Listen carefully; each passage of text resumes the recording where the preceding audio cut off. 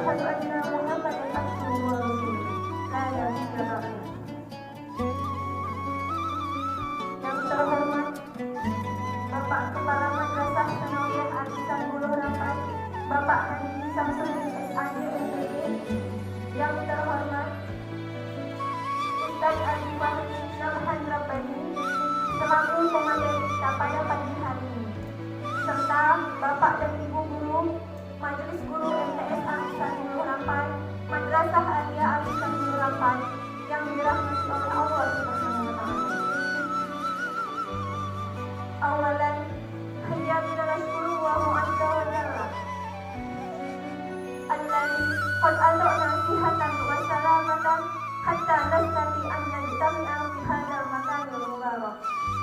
Salawat beserta salam kita sanjungkan kepada baginda alam yakni Habibana Nabi Muhammad sallallahu alaihi wasallam dengan mengucapkan Allahumma shalli ala sayyidina Muhammad wa ala ali sayyidina Muhammad.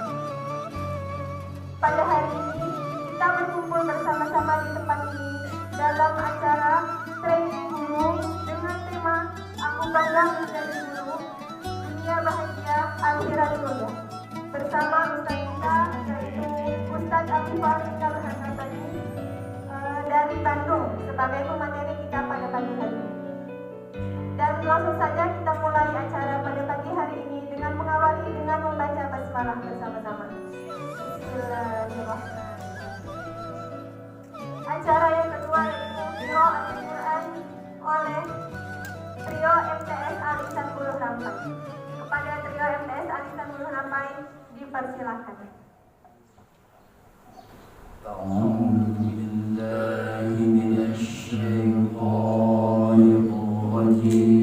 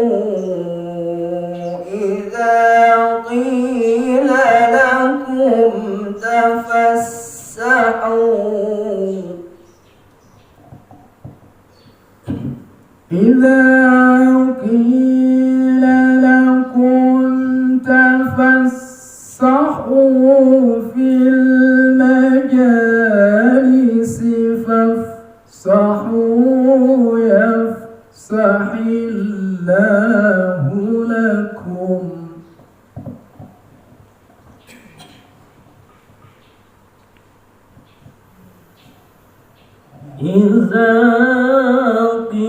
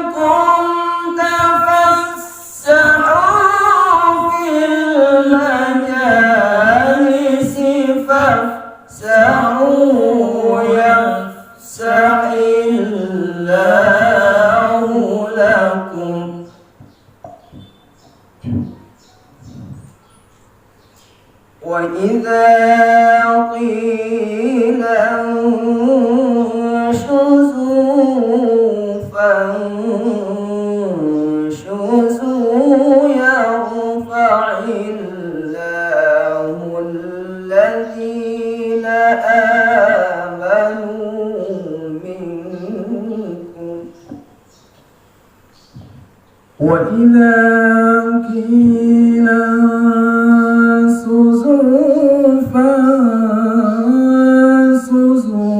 يرفع الله الذين آمنوا منكم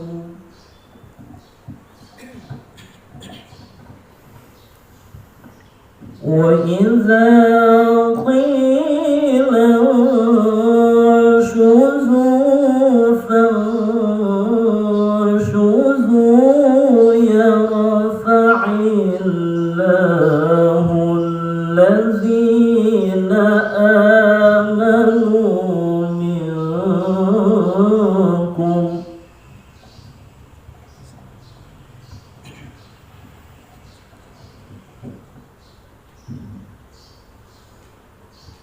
يرفع الله الذين آمنوا منكم والذين أوتوا العلم درجات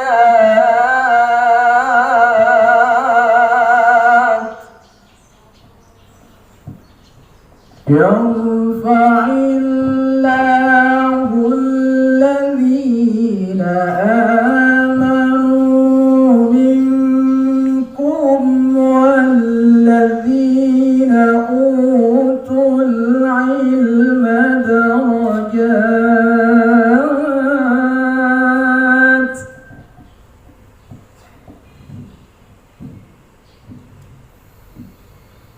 يرفع الله الذين آمنوا منكم والذين أوتوا العلم درجات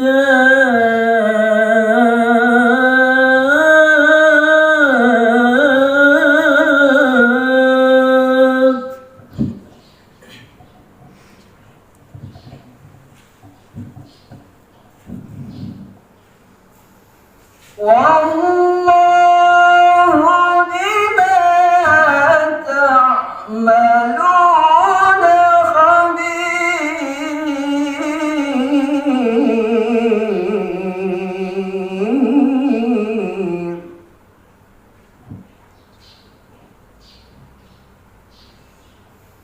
والله بما تعملون خبير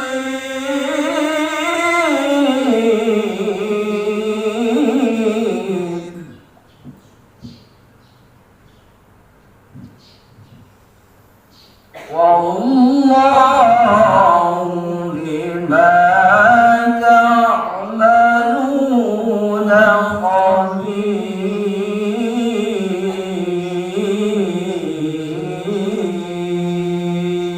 خبير صدق الله العظيم.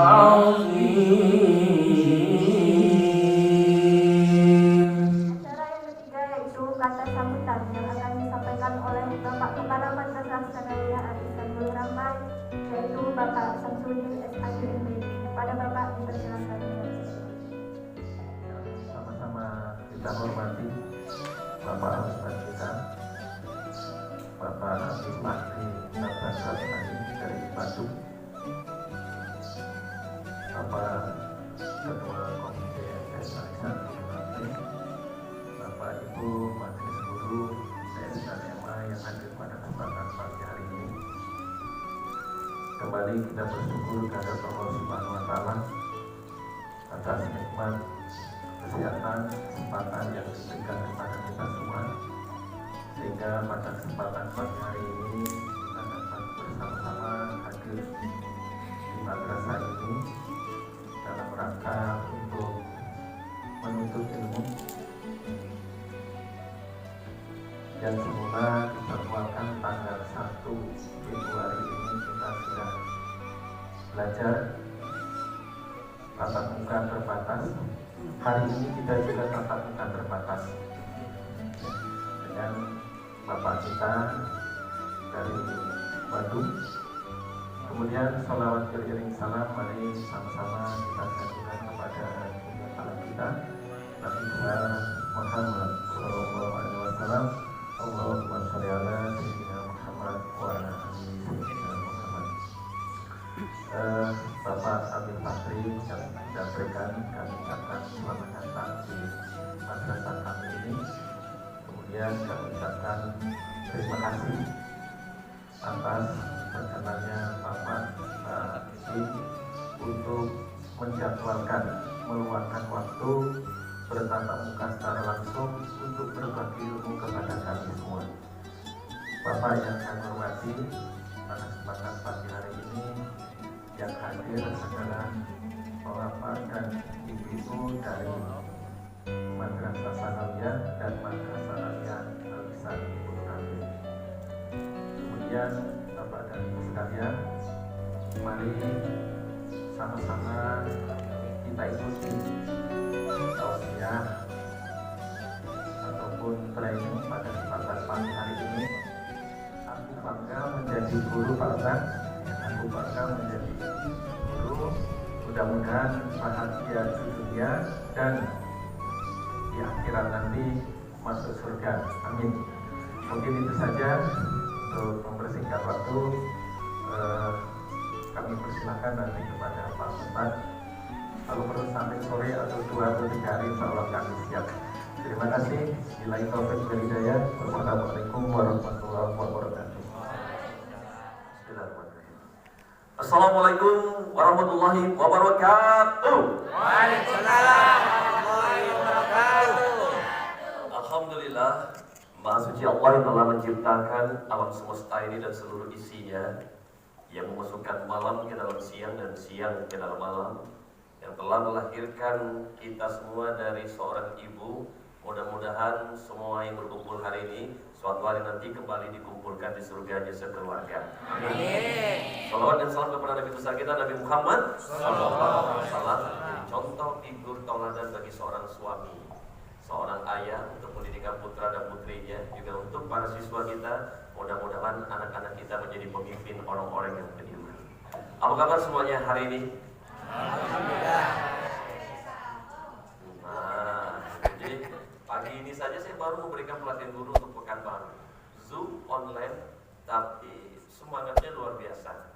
Kenapa? Karena yang namanya kita orang dunia pendidikan pasti sangat mengerti tentang fungsi kecerdasan otak kanan dan otak kiri. Ternyata seorang muslim yang memiliki kecerdasan otak kanan dan otak kiri ini dapat dilihat dari lisan dan bahasa tubuhnya.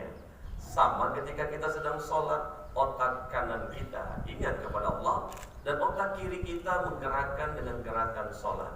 Oleh karena itu juga kalau Bapak bertanya, apa kabar semuanya hari ini? Maka ibu bapak guru semua tidak cukup mengucapkan dengan lisan saja, tapi ucapkan dengan gerakan tubuhnya, agar nanti kita semua terbiasa apa yang diucapkan, yang disampaikan selama ini sesuai dengan apa yang kita lakukan.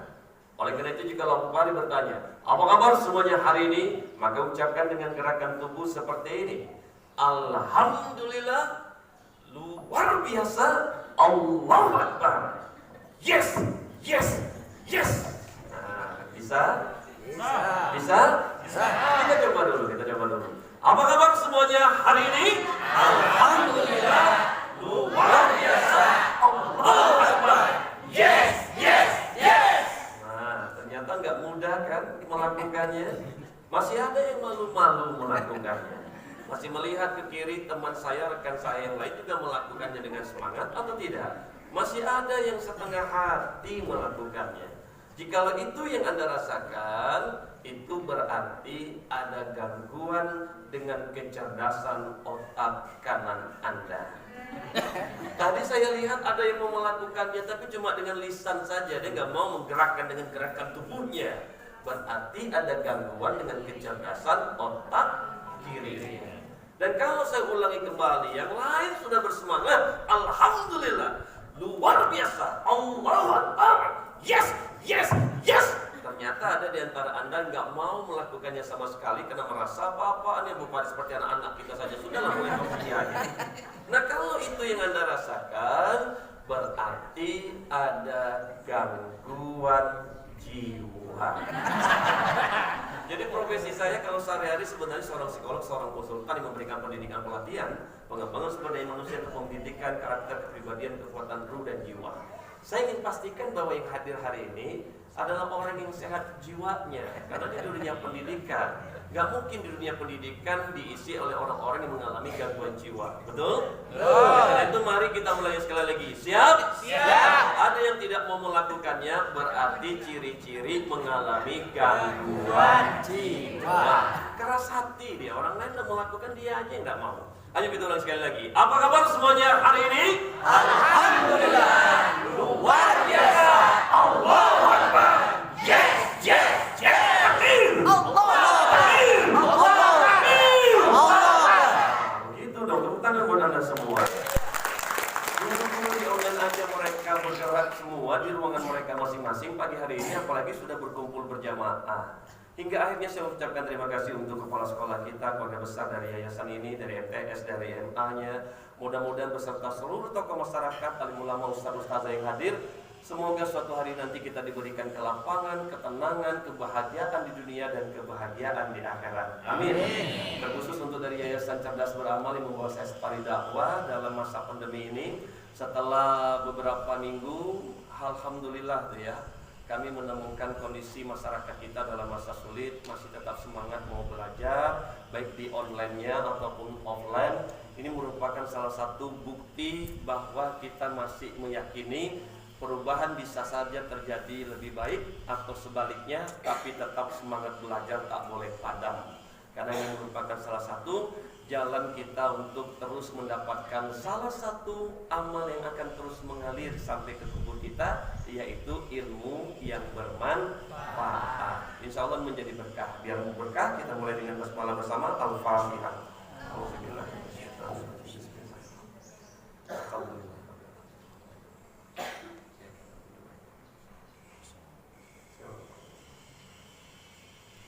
Amin ya Allah. Ibunda dan ayunda semua, tema kita ini diambil dari buku bestseller saya, Spiritual Journey and Hypno Teaching, Aku Bangga dan Bahagia Jadi Guru.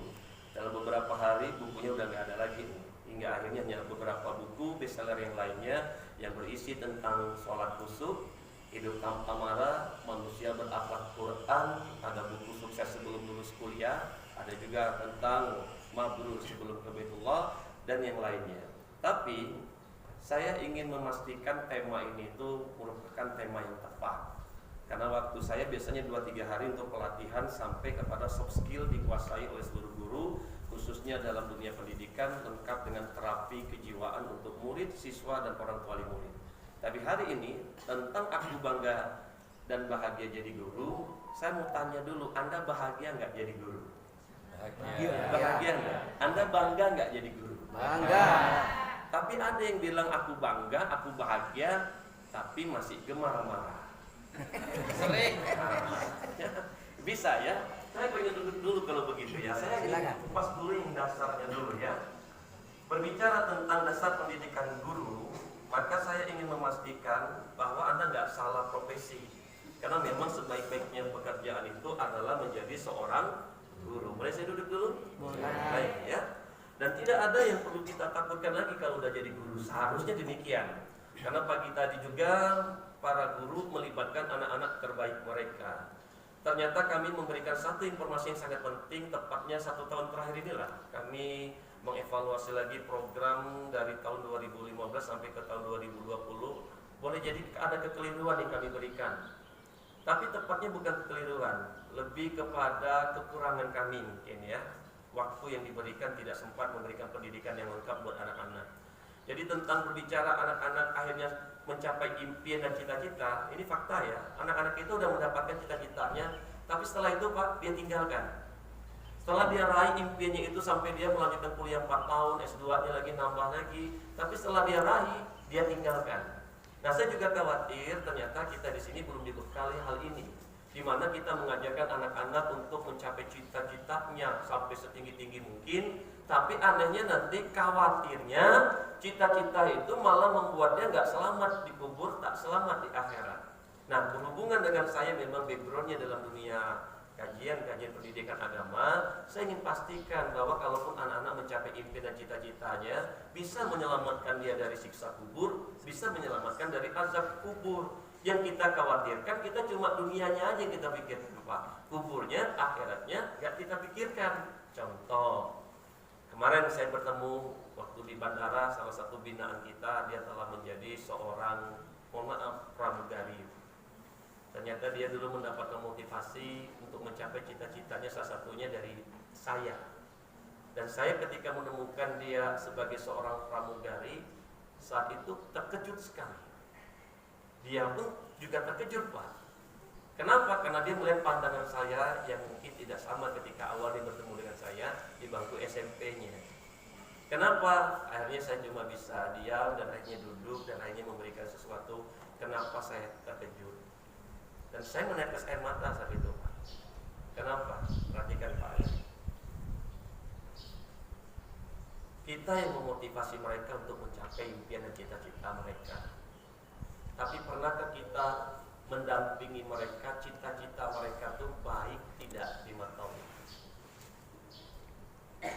Ternyata ketika dulu dia menggunakan jilbab, Pak, waktu ketemu saya. Ketika saya ketemu udah nggak pakai jilbab. Karena menjadi seorang pramugari, dia harus melepas jilbabnya dan tak ada lagi pakaian yang menutup aurat saat itu. Terbuka, lekuk tubuhnya nampak sekali. Dan ini menjadi suatu hal yang memukul saya, yang dia jadikan saya dulu sebagai guru motivasi dia. Tapi ketika dia melihat seperti itu, menurut Anda, kita yang muslim dan muslimah ini, anak-anak kita biarkan membuka aurat seperti itu, dan dia berjalan dan dia mempertontonkan dengan orang-orang yang ada di bandara penerbangan, di dalam pesawat. Anda tahu ilmunya kan? Dan akhirnya saya menceritakan ilmunya, dalilnya dan yang lainnya. Akhirnya anakku itu menangis, meneteskan air mata. Dan akhirnya dia hijrah, dia dinikahi oleh seseorang yang ustadz tepatnya di kota Bandung. Dan Masya Allah, sekarang hidupnya lebih tenang, lebih bahagia. Nah sekarang perhatikan, mungkin kita punya anak-anak cita-citanya jadi pramugari. Pernahkah Anda mendampingi dia? Ternyata cita-citanya membuat dia harus seperti itu jadi. Yang kedua, saya ketemuin kemarin waktu di safari dakwah di Kuantan Singingi, tukang pijat, Pak. Tukang pijat saya, nikmat sekali saya dipijat oleh beliau. Tapi waktu dia pertama datang ke tempat saya tak yakin dia ini orang tukang pijat. Terlalu tampan, terlalu eksklusif, kelihatan eksekutif muda. Jadi tukang pijat.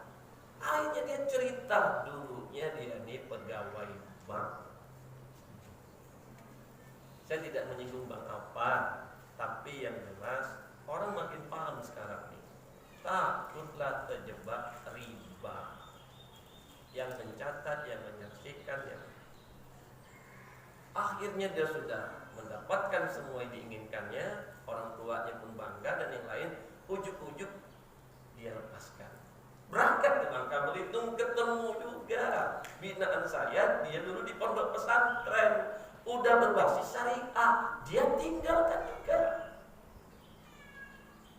Saya tidak menceritakan lagi tentang dosa riba sekecil-kecilnya seperti menzina ibu kandung sendiri ya. Tapi yang saya khawatirkan adalah ternyata kita tahu ilmunya masih juga melakukan itu. Ada lagi, karena ada gak gaul dikit dia pengen jadi bartender. Apa yang terjadi? Di bartender itu lingkungan Pak minuman keras. Apalagi Pak orang yang datang itu tuh bukan dengan ilmu muhrimnya Pak. Dan itu cita-cita dia waktu bertemu dengan Anda kan. Dan dia termotivasi dengan Anda. Dan dia berprofesi di situ. Anda tahu lingkungan itu. Menurut Anda, di mata Allah seperti apa?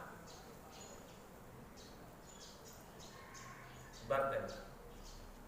Satu lagi yang saya temukan, dia senang jadi marketing, tapi dia menawarkan orang untuk kredit berbunga upah.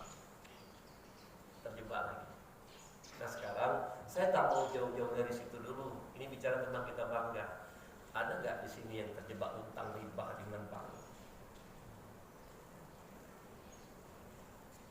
Dan saya tidak pernah berpikir mau ngomongin ini loh pagi ini. Dan ini spontan saja. Dan Anda tahu, sesuatu yang terjadi di muka bumi ini tak akan terjadi tanpa seizin Allah. Betul? Termasuk yang keluar dari ucapan saya. Kenapa tiba-tiba saya ngebahas tentang riba? Apa di sini ada yang terjebak utang riba di sini? Saya tak tahu.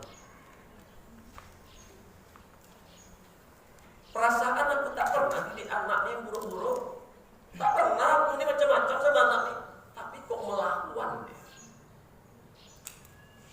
Aku tidak ada niat istri jadi pembangkang, tak ada niat melawan suami aku. Tapi kok kayak neraka rumah ini. Selesai masalah satu dan tak habis-habisnya. Coba dah renung-renungkan kembali. Dan saya bukalah rahasia tentang awal mula orang terjebak utang riba, khususnya dalam pelatihan guru di Indonesia. Rupanya ini dia. Balik saya orang psikologi.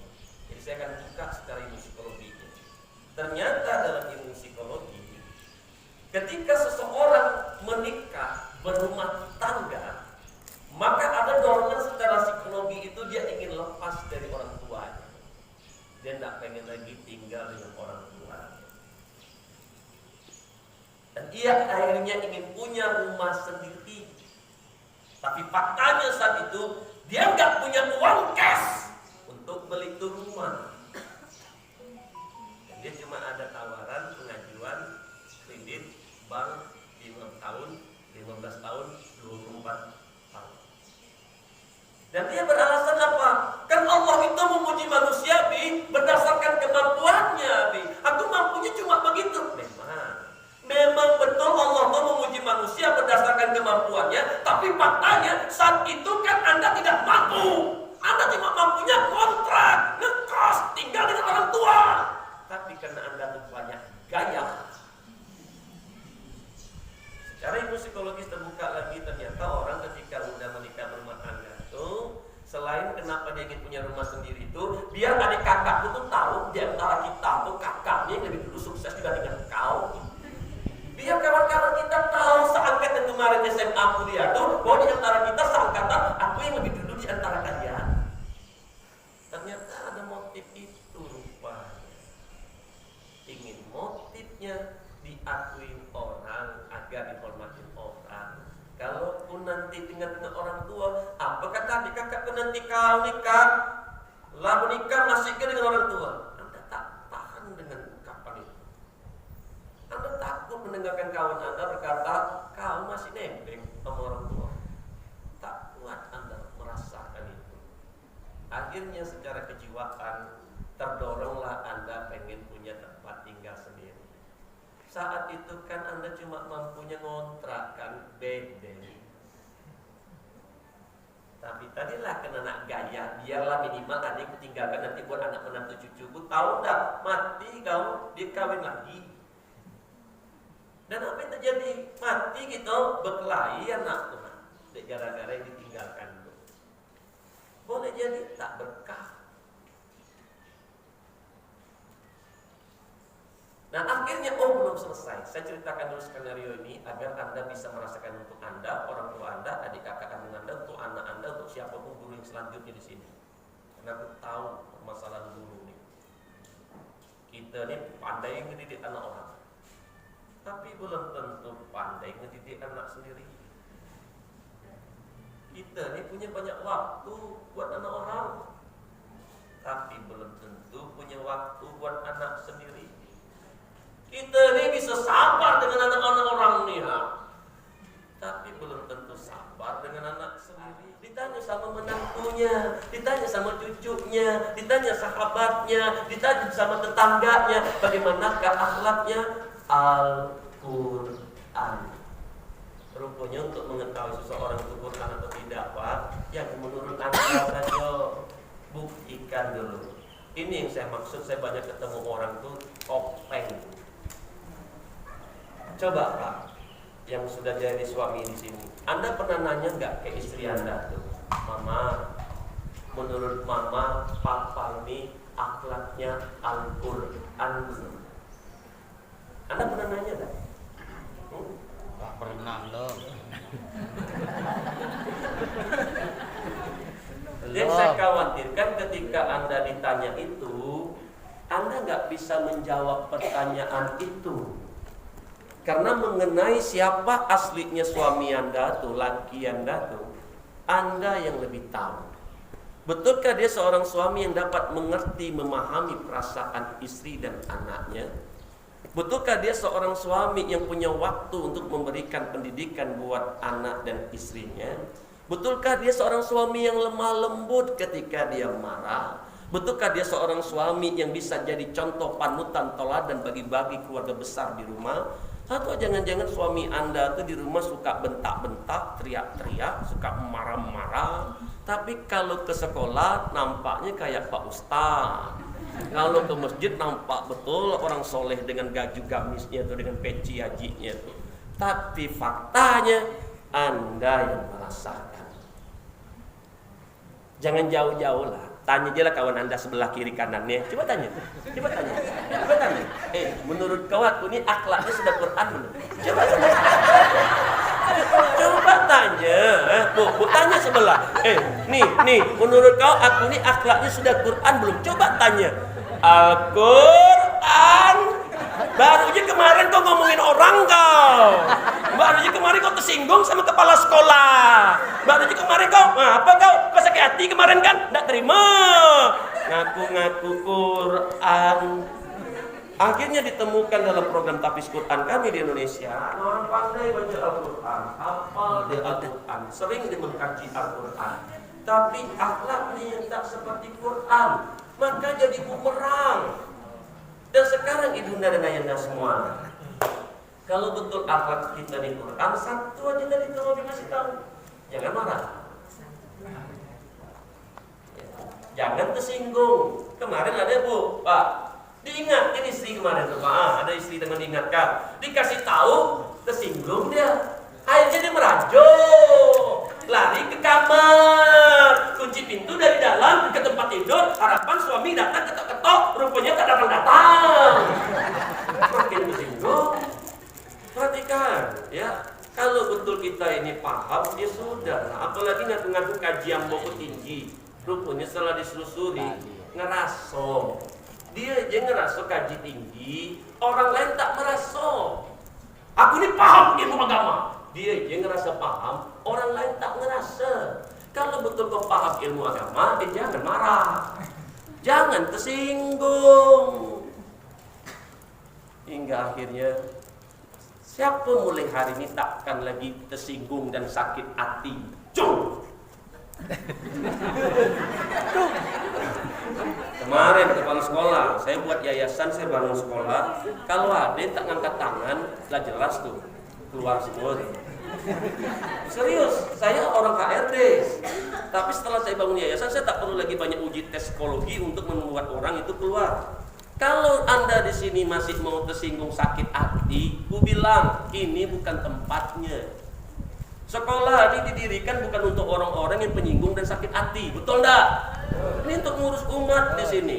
Kalau kamu merasa tak sanggup, ya sudah, mengundurkan diri saja. Kan tak ada yang maksa kita sekolah di sini, ngajar di sini, betul? Coba, siapa di antara Anda yang merasa mudah tersinggung? Cung. Tak mau pula.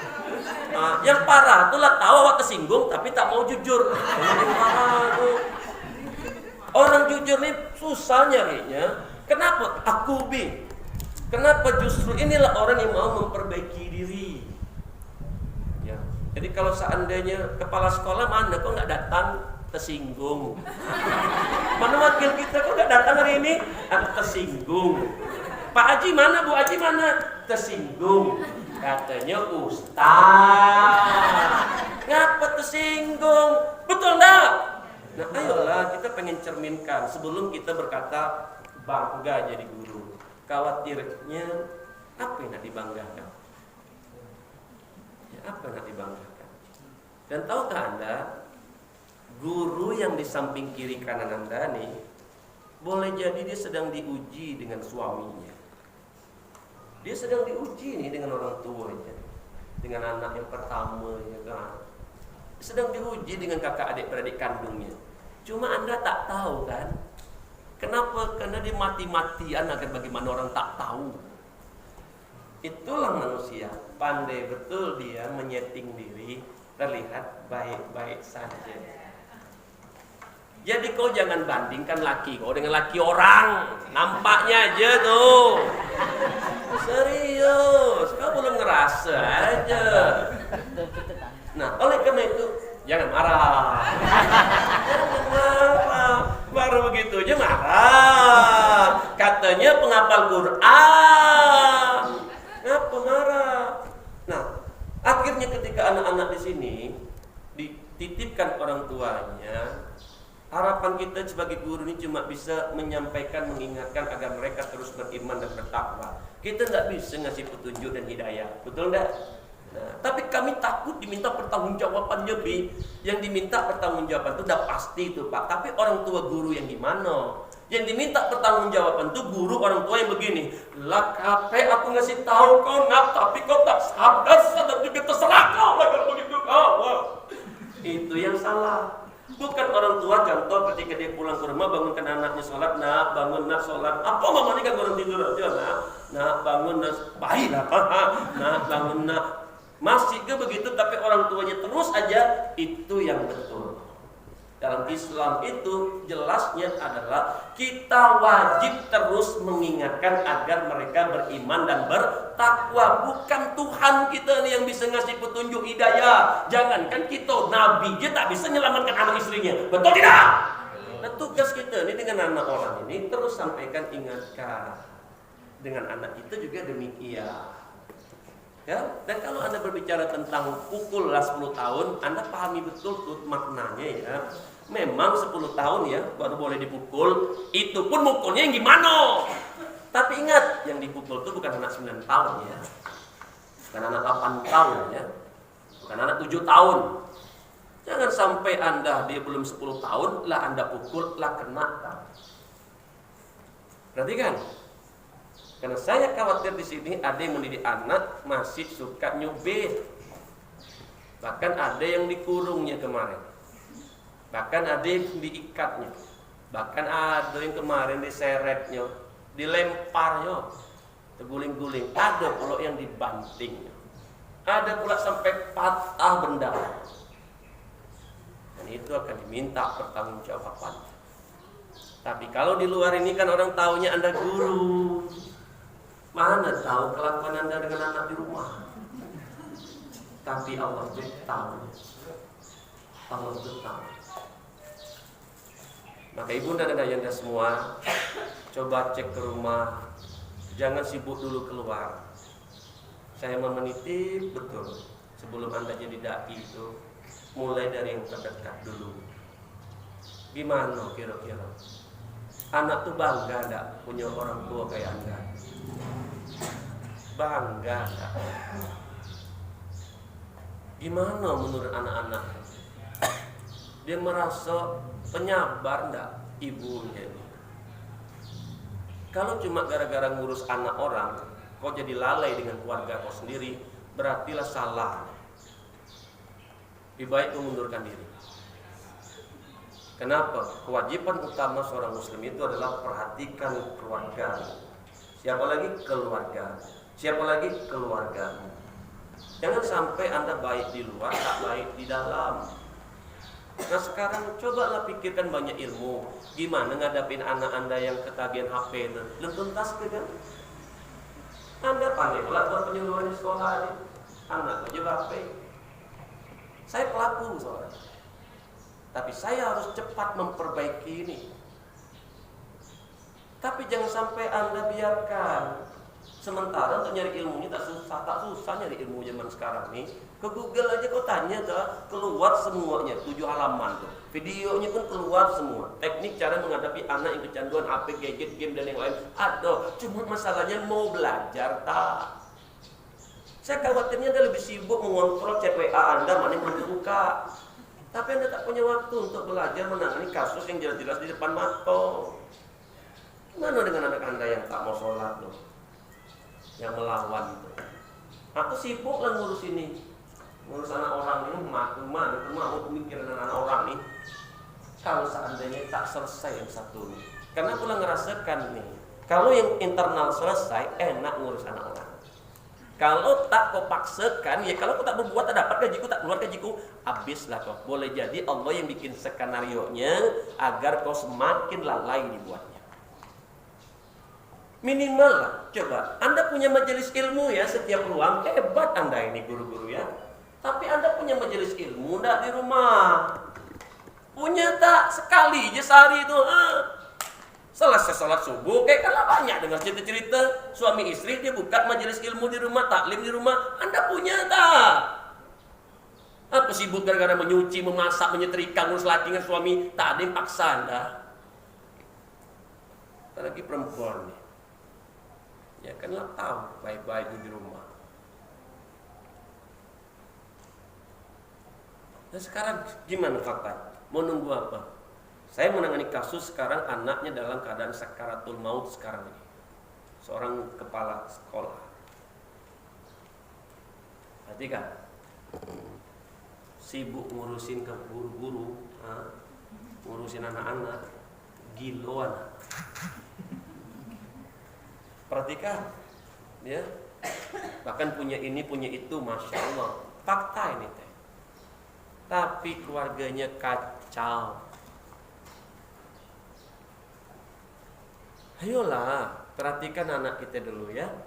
Biar mak tuh cepat baik hubungan dengan anak. Nah, itu dipikirkan dulu. Ya, insya Allah tuh Allah pun nengok, oh senang aku nengok kau di rumah pun lah baik. Di luar tuh insya Allah bermanfaat hidup kau. Tapi kalau nengok di sekolah, pandai kau ya, sabar kau. Tapi balik kau macam gini kau kelakuan kau. Nah. Ayo, siapa di sini yang merasa sudah menjadi seorang ibu yang baik? Jom. Loh, kok ada yang berani angkat tangan? Nah ini Pak Kepala Sekolah, ini subhanallah beliau menghadirkan Abi di sini. Ini salah satu bentuk kepedulian bahwasanya 1 tahun sudah dibuat Allah kita tak ketemu sama anak-anak nih. Kalau guru-guru ini mikir, dia akan gunakan untuk perbaikan. Nah, tapi ternyata kok berjalan lama juga kok makin banyak masalah dia di rumah. Gue pikir cuma orang tua aja murid mengeluh. Rupanya aku pun kerasa juga anakku sendiri. Siapa di sini yang merasa anaknya anak yang soleh dan solehah? Coba. Ayo aku juga. Parah ini. Ya, harusnya optimis dong, yakin dong. Ya. Nah, ayolah mak, akulah bilang gitu ya. Hari ini berbicara tentang sesuatu terjadi tak mungkin tanpa Allah itu salah satunya nih mak. Tidak kan ada rencana aku masuk ke sini tadi itu tak ada. Tiba-tiba aja Ustaz Joni, yang saya meyakini langkah saya ini mak ketika kita niat dan tujuan lurus pasti dibimbing sama Allah. Anda bisa nilai saya kok bermanfaat tak saya datang ke sini atau tidak, atau buat Anda sakit hati ya. Ternyata sakit hati pun Anda ya bermanfaat juga Bi. Kalau Anda bisa nahan, pahala. Kalau tak nahan, dosa lagi kau. Faktanya, 10 kali kita terpancing emosi dalam sehari ini Pak, 8-nya kita bisa nahan, 2-nya terlepas. Tetap aja kau bersyukur kan, 8 lah dapat tobat lagi. Yang 2 tadi, tobat kau cepat. Ngadu kau ke Allah langsung. Selesai. Nah begitu pula. Habis waktunya, jadi udah, habis waktunya. Ya sekarang saya nak kasih buku saya. Masih ada buku ini. Wah, langka. Masih ada buku ini dibuat cetaknya terbatas cuma 1 pelatihan. Jadi spiritual journey and hypnoteaching, bahkan diajarkan tentang bagaimana menaklukkan siswa, ya. Ada belajar tentang hidup tanpa marah. Kemarin ini kan disampaikan di masjid, ya. Seorang ibu dari almarhum Ustaz Jeffrey Bukhari, dia beli buku hidup tanpa marah dengan 4 juta rupiah. Dia beli buku saku saya, buku sholat kusuk nih, seharga 1 juta rupiah. Ini boleh lah sedikit ya. Bentar Pak Joni ya. Coba, guru itu paham sekali. Kan guru-guru yang cerdas itu dia mainnya rumus kan. Nah sekarang saya kasih rumus Anda tentang hidup ini. Di muka bumi ini ada satu hal yang kalau kita lakukan dengan baik, maka semuanya jadi baik. Nak jadi guru jadi baik, nak jadi orang tua jadi baik, nak jadi bapak nak jadi baik, nak jadi ibu jadi baik, nak jadi guru, mau jadi apapun apa pokoknya. Kalau yang satu ini kita buat dengan baik, baiklah seluruhnya. Apa tuh? Kalau sholatnya baik, baiklah seluruhnya. Nah sekarang saya mau tanya, siapa di antara Anda yang saat ini ketika sholat masih sering terjadi begini? Allahu Akbar. Tiba-tiba ingat masakan, ingat cucian, ingat rezeki, ingat motor, ingat mobil. Siapa yang sering seperti itu? Jom, angkat tangannya tinggi. Yang tinggi. Nah, istighfar Anda. Ini perselingkuhan dengan Tuhan ini namanya. Dan ini termasuk parah, Pak.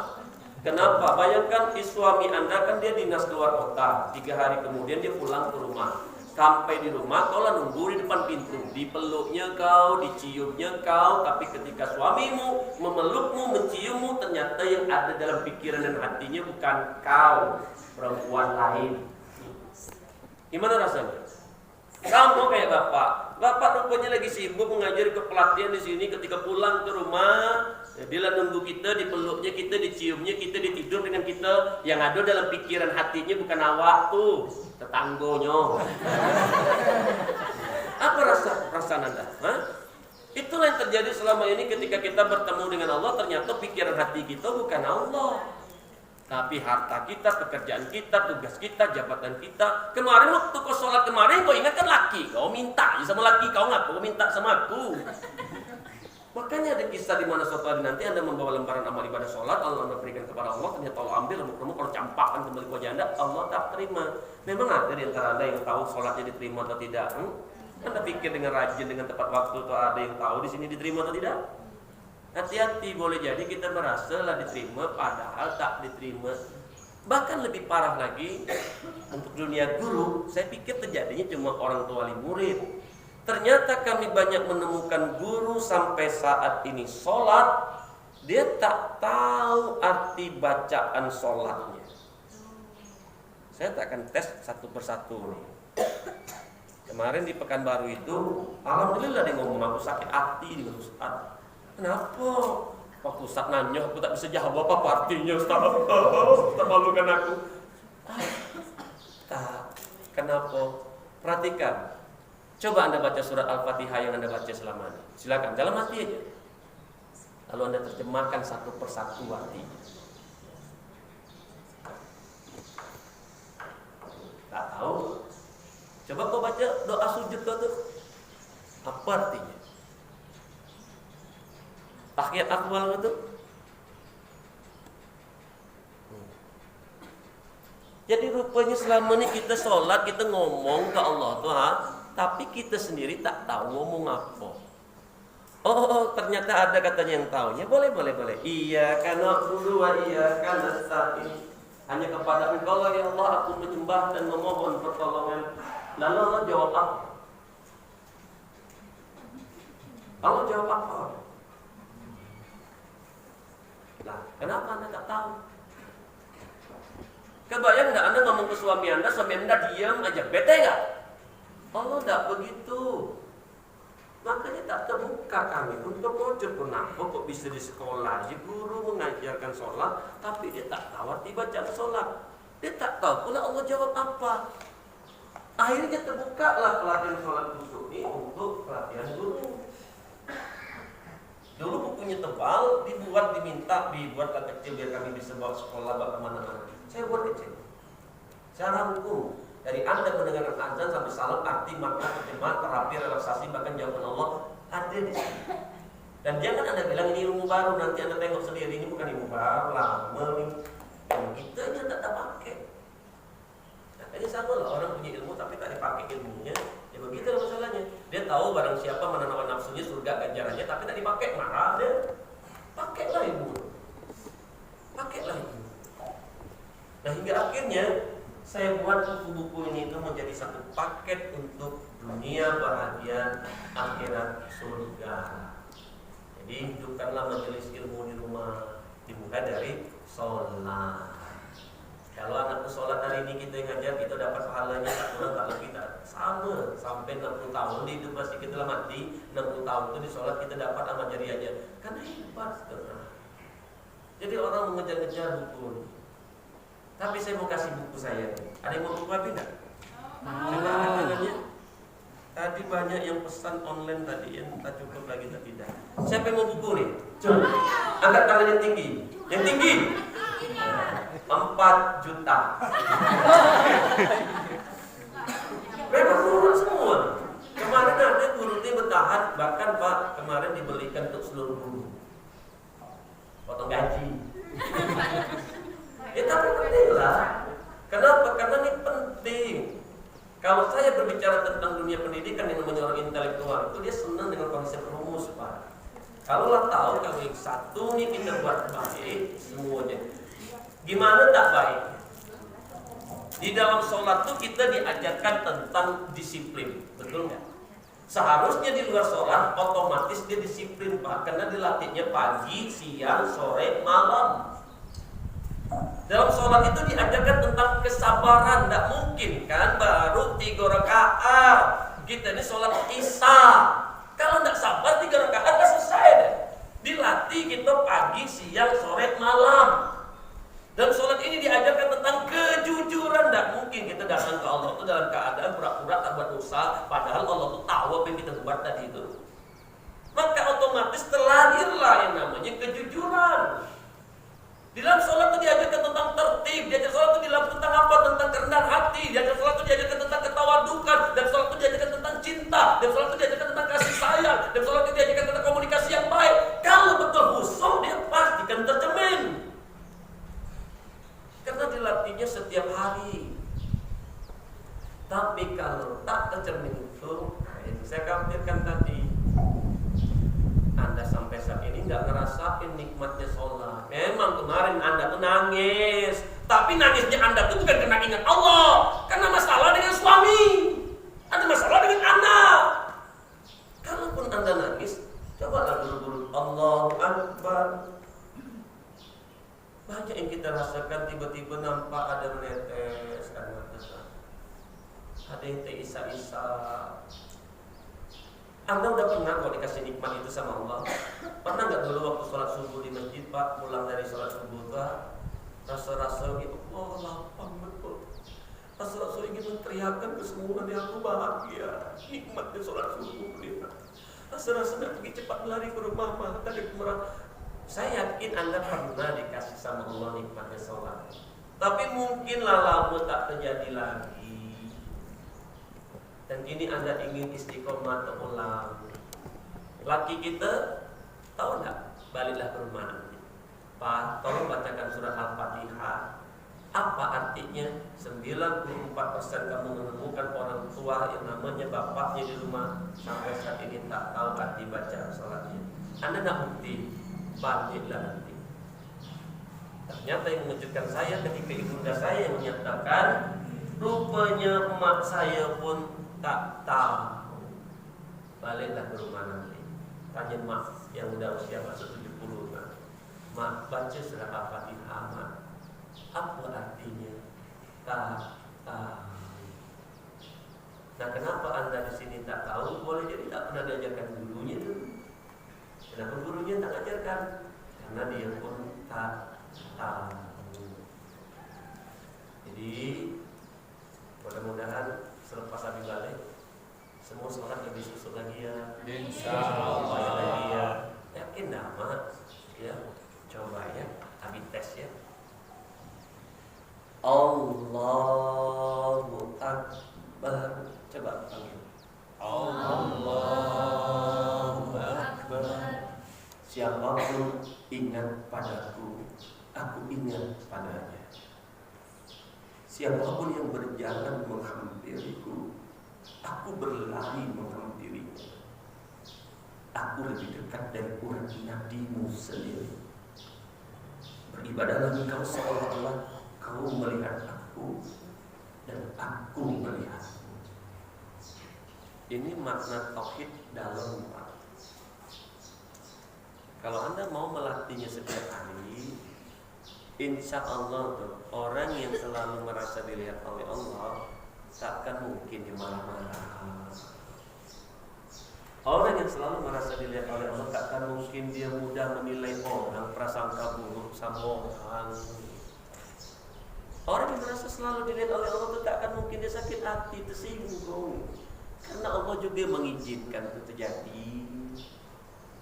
Orang yang selalu melihat oleh Allah itu takkan mungkin dia sedih, kecewa dengan apa yang terjadi tak sesuai keinginan harapan. Allah juga yang buat skenario-nya. Hingga akhirnya kalau seandainya dalam waktu kita ada waktu, diberikan pelatihan suatu usul. Siapa yang mau buku nih? Tapi tak ada yang gratis. Kemarin aku kasih gratis, rupanya kita mendidik. Ada yang mau gratis tak? Mana enggak ada? Yang tinggi lah. Memang lahir. Jangan marah. Sekarang ketika Yayasan Cerdas Beramal keliling di Indonesia, dia bawa UKB ini, dia buat dakwah di Indonesia, dia berikan dengan harga-harga yang fantastis sekali. Tapi saya cuma minta ketika Anda beli buku ini, Anda harus yakin buku ini bermanfaat. Kalau tak yakin, jangan beli. Kenapa? Ada di sini yang punya Quran di kamar tapi tak dibaca? Ada? Ada? Nah, baiklah. Yang kedua, penutup ya. Penutup amalan yang dikasihkan hari ini. Setelah sholat usul, yang kedua adalah ini penting Pak. Nah, kita sering ngasih ujian buat orang. Kenapa banyak guru, banyak yang tak istiqomah dalam menghadapi ujian hidup ini? Karena ternyata seumur hidupnya dia belum pernah sekalipun seumur hidup tamat membaca terjemahan Al-Quran. Sekarang tolong jujur, siapa di antara Anda yang seumur hidup belum pernah sekalipun tamat baca terjemahan Al-Quran? Terjemahannya kan. Nah, nampak kan? Kita kan orangnya teoritis kan ya. Rupanya anak-anak besok ujian malam tuh dia baca sesuatu yang dia tak paham, dia tak ngerti. Dikasih ujian, bisa jawab tak dia? Nah, kenapa banyak dalam hidup ini kita tak bisa menjawab ujian kita dengan tepat sesuai dengan yang Allah inginkan? Karena Anda tak pernah bertanya langsung ke Allah. Di bangku TK 1 tahun kita nongkrongin guru, kita dengar dia belajar tiap hari itu Pak. Selesai kita dengan guru TK. Di SD 6 tahun kita duduk di situ, selesai kita dengan guru SD. SMP 3 tahun selesai kita nongkrong di situ belajar dengan guru. SMA 3 tahun, kuliah 4 tahun, hampir 17 tahun kita nongkrongin guru untuk belajar. Selesai Anda dengan mereka. Nah, kenapa Anda dengan Allah tak selesai? Kenapa belum selesai dengan Allah? Dan setelah program ini kami hidupkan, setelah program Tahfiz Quran, kami menemukan banyak hal. Kami hidupkanlah program tamat khatam terjemahan Al-Quran. Rupanya yang terjadi, orang tak mau lagi nanya ke saya, tak mau lagi konsultasi ke Abu Fahri. Dan saya merasa punya waktu luang untuk pergi kemana-mana, memberikan pendidikan pelatihan. Dulu susah. Dikenakan apa? Ngapain lagi nanya Abu Fahri? Lah jelas kalau Allah bilang begitu. Enggak. Ngapain nanya Abu Fahri lagi? Lah nampak tua-tua caranya Tuhan. Contoh, apa dampak Anda kalau tak khatam terjemahan Quran tentang anak saja? Anak yang Allah berikan itu untuk menyenangkan atau untuk menyusahkan? Ini anak-anak yang Allah berikan titipkan kepada kita ini untuk menyenangkan atau menyusahkan? Menyenangkan. Siapa yang bilang? Anda belajar dari mana? Ustaz mana yang ngajarkan Anda anak untuk menyenangkan? Ayo, pondok pesantren mana? Kenapa saya bertanya begini? Saya sampaikan ini karena inilah yang saya dapatkan di Indonesia, di mana orang tua berkata anak itu untuk menyenangkan. Siapa yang ngajarkan? Tapi kami pernah mendengar yang kurota ayun itu doa. Ya Allah, jadikan anakku sebagai penyenang hati. Betul. Tapi bicara tentang anak, di mana Anda belajar anak itu untuk menyenangkan? Apa pernah, saya balik lagi ya ke dasar. Apa pernah Anda mendengarkan Allah berfirman, wahai hambaku, sesungguhnya anak yang kuberikan, kutitipkan padamu untuk menyenangkan. Ada enggak? Ada enggak? Atau Rasulullah pernah bilang begitu? Umar bilang, sesungguhnya anak yang Allah berikan kepada kita untuk menyenangkan. Ada enggak? Ada enggak? Yang ragu-ragu karena memang belum selesai dah ngomong sama Allah dari awal sampai selesai. Jadi tak ingat. Nah, ada yang bilang tak ada. Yang ada dalam Quran tuh anak tuh ujian, anak tuh cobaan. Di antara ada yang jadi musuh, ada yang menyiksa, ada yang mengazab. Betul tidak? Nah, ini dampaknya apa? Fatal dampaknya. Perilaku manusia itu kan ditentukan dari apa informasi yang dia dapat, yang dia pikir, yang dia lihat, yang dia dengar, yang dia rasa, dia yakini. Kalau seorang ibu, seorang guru sama ini, dia meyakini anak untuk menyenangkan, ya wajar lah Bu Pari. 9 bulan aku mengandungnya Bu Pari, makan tak enak, tidur tak nyenyak, berjalan tak normal Bu Pari. Melahirkan jemput mempertaruhkan nyawa aku Bu Pari. Lahir dikupopokkan dia, ku TK kan, SD kan, SMP kan, SMA kan, kuliah, ku nikahkan dia, bahkan kasih modal lah Bu Pari. Wajar aku ingin anak untuk menyenangkan. Ini bukan masalah wajar atau tidak wajar Pak. Masalahnya siapa yang ngajarin. Ketika Anda punya keyakinan anak itu untuk menyenangkan, maka faktanya ketika Anda pulang ke rumah, anak bertengkar, rumah berantakan. Apa yang terjadi? Marah. Tapi bayangkan kalau Anda keyakinan Anda sudah selesai, sudah selaras dengan apa yang Allah ajarkan. Ini dampaknya kalau keyakinan Anda selaras dengan yang Allah ajarkan. Ternyata anak itu ujian, anak itu cobaan. Di antara ada yang jadi musuh, menyiksa, mengazab. Ketika pulang ke rumah, rumah berantakan, anak bertengkar. Apa yang terjadi? Ya memang begitu kata Allah. Allah bilang anak itu ujian, cobaan. Di antara ada yang jadi musuh, ada yang menyiksa, mengazab. Inilah ilmu titik menerima tadi. Nah sekarang saya mau tanya, kalau nanti Anda pulang ke rumah, anak melawan, membentak Anda, ikhlas atau tidak? Coba ikhlas Pak. Ya ini dia, Allah yang memang bikin aturannya, lalu Anda bilang Anda tak ikhlas. Ini yang disebut melawan Pak Tuhan. Nah sementara Abi tahu enggak Abi kenapa anak itu belum kuberikan petunjuk dan hidayah 3 tahun enggak kok kenapa Abi? Mungkin ada di antara Anda berkata anakku sedang diuji sama Allah. Mungkin Anda pernah begitu ya. Tahu enggak sebenarnya yang terjadi? Sebenarnya yang diuji itu bukan anak itu, tapi Anda yang sedang diuji. Kemarin dia datang Abu Pari ke aku. Ya Allah, jadikan aku orang yang sabar. Dikirim anak melawan, marah. Ya Allah, jadikan aku orang yang ikhlas. Dikirim menantu kurang ajar, tersinggung. Lah awak yang minta, awak pula yang marah. Nah, jadi gimana? Ya tanyalah lagi ke Allah. Nah sekarang, siapa yang punya niat 1 bulan juga selesai Pak. Saya kasih informasi bocorannya. Anda kalau baca terjemahan Al-Quran itu aja 1 bulan aja selesai Pak. Itu pun lah dengan pemahaman pemaknaan cukup dalam Anda.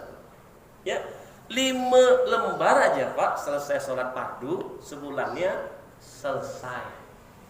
Jadi mau nanya-nanya nih, Anda milih selesai belajar sama guru atau sama Allah? Ya, saya tak rekomendasikan orang belajar sama saya dulu. Sebelum saya mengajar saya pasti kasihkan ke Allah dulu dia belajar. Selesaikan dulu biar kau paham, nanti kau ngomong sama Abi, insya Allah kita tak beda pendapat lagi. Kenapa? Karena selaras apa yang diucap Allah, apa yang diucap Abi. Jangan sampai apa yang kuucapkan beda nanti dengan yang Allah temukan nanti sama kau. Nah, oleh karena itu, ayolah selesaikan ya. Selesaikan. Mumpung belum normal lagi nih, menyambut new normal. Insya Allah lah kalau sekolah ini sudah merupakan guru-guru yang selesai dia belajar sama Allah melalui yang telah diterima oleh Rasulullah selama ini sampai dia sakit dan berat, Anda tinggal baca saja, insya Allah nanti Anda akan jadi sesuatu yang jauh lebih baik dibanding apa yang Anda pikirkan. Dan jangan takut ya, Anda berkata yang ku dengar itu, yang ku dengar itu kalau baca Quran terus ada gurunya. Akhirnya Anda nyari-nyari guru ada. Gara-gara tak ada gurunya tak selesai jadinya. Yang jelas jangan menunda. Pelajarilah dulu. Dan saya dapatkan testimoni yang luar biasa. Satu, aku pikir kemarin kalau ada gurunya itu segimana gitu ya. Tapi ketika guruku memang tak ada, tak bisa lalu aku belajar benar-benar sungguh-sungguh pada Allah. Ternyata Allah yang memahamkanku. Bukankah Allah yang memang memberikan pemahaman dan petunjuk? Betul? Dah, ya. Sekarang siapa mau buku nih? Saya kasih harga khusus dari yayasan, tapi saya kasih waktunya cuma 5 menit. Dan saya tutup sambil dengan doa nanti. Siapa yang mau buku nih? Cung! Setelah 5 menit harganya normal ya, 4 juta. Ya panitia, tapi cuma kasih waktu 5 menit. Siapa yang mau buku nih? Cung! Angkat tangan yang tinggi. Terserah Anda mau buku manapun, harganya disamakan oleh panitia per bukunya. Yang tinggi! 1, 2, 3, 4, 5, 6, 7. Harganya 100.000. Lah waktu Abi habis, izinkan Abi mendoakan orang tua Anda, boleh ya? Karena boleh jadi ada di antara kita yang belum juga sempat membahagiakan orang tua. Dan mudah-mudahan waktu beliau saat ini masih ada bersama dengan kita. Orang tua tuh tidak butuh uang kita, makan kita, rumah kita kasihkan, makanan enggak. Kadang-kadang orang tua tuh butuhnya kitanya. Seperti Anda pulang ke rumah, Anda tiba-tiba datang ke kamarnya, Anda peluk keningnya, kecup pipi kiri kanan dan katakan, "Ma, adik sayang mama." Kebayang enggak Anda kalau seandainya anak pulang ke rumah nanti begitu? Nah, kenapa Anda tak kasih itu ke orang tua Anda? Cuma gara-gara Anda lah merasa besar, badan lah godang, kayaknya ngelakukan itu kayak sesuatu yang tidak lazim. Saya lah banyak menemukan cerita nenek-nenek, karena saya kan ngebina umum. Jadi banyak nenek-nenek itu yang membutuhkan, bukan uangnya, bukan baju yang dia beli tiap lebaran tuh. Aku tuh butuh dia terlembut. Aku tuh masih ingat waktu nyusuhan dia, tuh masih ingat aku. Mumpung masih ada ya, gunakanlah ya. Dan izinkan saya juga mendoakan suami Anda, pasangan anak-anak Anda. Mudah-mudahan Allah berikan mustajabnya doa. Salah satu mustajabnya doa dipimpin sama orang yang sedang safar, saya sedang safar. Yang kedua, waktu sholat sebentar lagi juga akan tiba, Pak. Yang ketiga, bersedekah. Silakan bagi Anda yang mau bersedekah, diadakan aja kotak sedekahnya. Keempat, dimulai dengan taubat dan nasuha. 5, kita yakin setiap doa itu pasti dikabulkan. 6, berdoalah seolah-olah di doa yang terakhir. 7, kita mulai dengan Asmaul Husna. 8 dan seterusnya. Berarti Anda harus paham doa kita siang hari ini banyak fadilah di mustajabnya. Mudah-mudahan doa kita inilah yang melapangkan kubur orang tua, yang memberikan jalan petunjuk hidayah, dan mudah-mudahan kumpul kembali di surga itu sekeluarga. Kalau ada anak nakal, degil, bermasalah, sulit diatur, sama. Ustadz Jeffrey Bukhari juga dulu pernah terjebak narkoba, akhirnya masya Allah jadi ustadz, jadi ulama. Siapa lagi? Ustadz Gitorolis juga demikian, menjadi musik rock, metal, dan yang lainnya. Banyak bahkan guru-guru kita juga, bahkan kita aja, kita juga punya masa lalu kan dulu nih. Ya SMP, SMA-nya mungkin kita juga melakukan kenakalan yang sama. Tapi sekarang kan jadi guru, jadi ustadz, jadi orang yang paham ilmu agama. Insya Allah kita dulu butuh proses, butuh waktu untuk berubah. Anak-anak kita juga butuh waktu, butuh proses untuk berubah. Mudah-mudahan doa kita ini mempercepat hingga akhirnya ketika wafat husnul khawatimah. Mari kita mulai, tarik nafas yang panjang, tembuskan perlahan Al-Fatihah. Auzubillahi minasyaitonir rajim. Bismillahirrahmanirrahim. Alhamdulillahirabbil alamin arrahmanir rahim maliki yaumiddin. Iyyaka na'budu wa iyyaka nasta'in ihdinas siratal mustaqim siratal ladzina an'amta 'alaihim. Ya Allah ya Rahman, ya Rahim, ya Malik, ya Qudus, Ya Salam, Ya Mukmin, Ya Muhaimin, Ya Aziz, Ya Jabbar, Ya Mutakabbir, Ya Ali, Ya Ghaffar, Ya Qahhar. Jadikanlah ilmu yang kami dapatkan, sedekah yang kami berikan ini ya Allah sebagai jalan ya Allah diberikannya ampunan dosa atas apa dosa yang pernah kami lakukan di masa lalu maupun di masa yang akan datang. Dosa yang kami sadari maupun yang tidak kami sadari, yang kami sengaja maupun yang tidak kami sengaja ya Allah. Ya Rahman, jadikanlah ilmu yang kami dapatkan, sedekah yang kami berikan ini ampunan dosa juga untuk kakek nenek kami, orang tua kami, almarhum ibu bapak kami, saudara kami. Jauhkan mereka dari siksa kubur, jauhkan mereka dari azab kubur, dan kumpulkan kami kembali di surga-Mu sekeluarga ya Allah. Ya Allah ya Tuhan kami, jadikanlah ilmu sedekah yang kami berikan sebagai jalan ya Allah, diberikannya petunjuk pintu hidayah untuk orang-orang yang kami cintai, orang-orang yang kami sayangi. Jadikanlah ilmu yang kami dapatkan, sedekah yang kami berikan ya Allah sebagai kesembuhan atas penyakit yang diderita oleh ibu kami, bapak kami, saudara kami. Angkat penyakitnya dan jadikan sebagai penggugur dosa. Hanya kepada Engkau lah kami menyembah dan mohon pertolongan. Jadikanlah ilmu sedekah yang kami berikan, yang kami dapatkan hari ini ya Allah sebagai jalan ya Allah bersatunya kembali keluarga kami, utuhnya kembali keluarga kami. Jauhkan kami dari pertengkaran, jauhkan kami dari perceraian, dan satukan kembali hati kami ya Allah. Berikan kami kesempatan membahagiakan kedua orang tua kami, berikan kami kesempatan memberangkatkan ibadah umroh dan haji ibu bapak kami. Izinkan kami tawaf di depan Ka'bah bersama ibu kami ya Allah. Izinkan kami sa'i di sana. Panggil kami ya Allah. Labbaik Allahumma labbaik, labbaik la syarika laka labbaik, innal hamda wan ni'mata laka wal mulku la syarika lak. Labbaik Allahumma labbaik, labbaik la syarika laka labbaik, innal hamda wan ni'mata laka wal mulku la syarika lak. Ya Allah, jadikanlah ilmu sedekah yang kami berikan hari ini ya Allah sebagai jalan ketika kami wafat nanti. Matikan kami dalam keadaan husnul khatimah ya Allah. Matikan kami ketika kami sujud padamu, beribadah padamu, taat padamu ya Allah. Jauhkan anak-anak kami dari perbuatan zina, iri, dengki, syirik dan munafik ya Allah. Dan hanya kepadamu lah kami memohon dan menyembah ya Allah. Matikan kami ketika kami sujud padamu. Jangan seperti saudara kami yang ditemukan terapung di lautan dengan cacing belatung keluar dari mulut telinganya. Jangan mematikan kami bersimbah darah di jalan raya dalam kondisi kepala kami pecah dan otak kami terburai keluar ya Allah. Jangan mematikan kami tak mampu dikenali oleh keluarga ya Allah, tapi matikan kami dalam pelukan ibu kami, suami kami, anak-anak kami, orang tua kami ya Allah. Hanya kepadamu lah kami menyembah dan memohon pertolongan. Rabbana atina fid dunya hasanah wa fil akhirati hasanah wa qina azabannar walhamdulillahi rabbil alamin.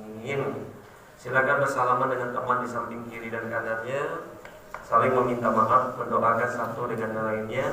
Saya Abu Fahri Nafman Robadi, mohon maaf lahir dan batin dengan segala keterbatasan yang ada saat ini. Kebaikan datangnya dari Allah, kekurangan dari saya, kurang ilmu dan kurang keyakinan. Sampai bertemu kembali. Apa kabar semuanya hari ini?